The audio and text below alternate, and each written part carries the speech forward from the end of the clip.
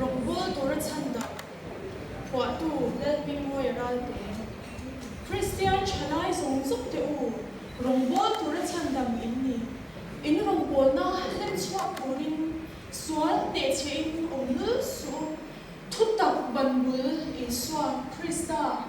ita nun tam lan zau tu kha atan in phal ve don lom ni nang le keitan min dil saksi chalai wal Krista pasal char matiang sonin pheilai phelu ten shin mun hi chenila lalpa du dan pe silvin ama kallu wicket ani yang zo ong long kwa pe la hian pa pathian le kan kul wicket oma sakming joy ver tu chu lalpa ku swag KGP te thil cha di atan siam kan ni en tu lal iswa min chung nung ber fachuang kan ni I chang fanang lal Krista ta rong bol tura chandam fate o ifakam aping thianin milne zaidam le minnem hi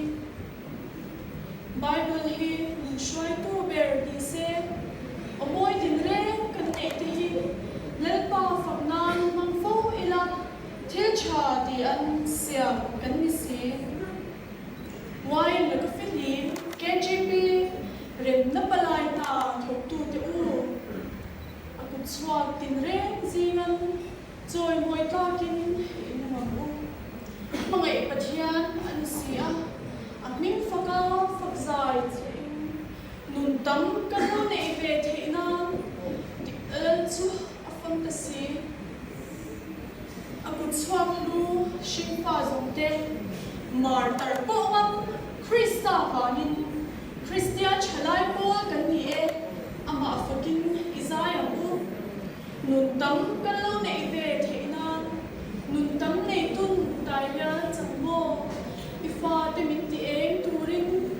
en na nun ne lo e che rong bol tura chandam fa te Krista thisena silfai te chalai wa Krista pasal cha pa tu zomin I omang u lalpan man sukro sen